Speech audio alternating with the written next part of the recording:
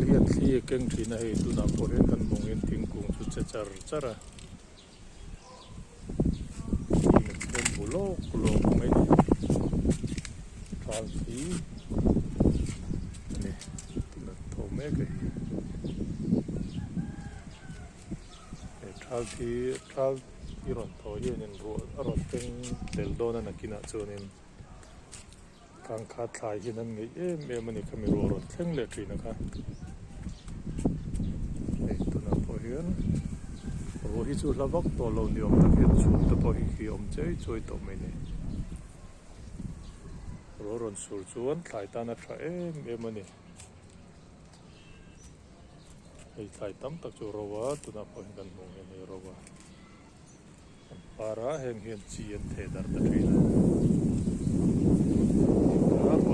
nan le che khanin lo thata lo trin lo triam ta lo dar thik ani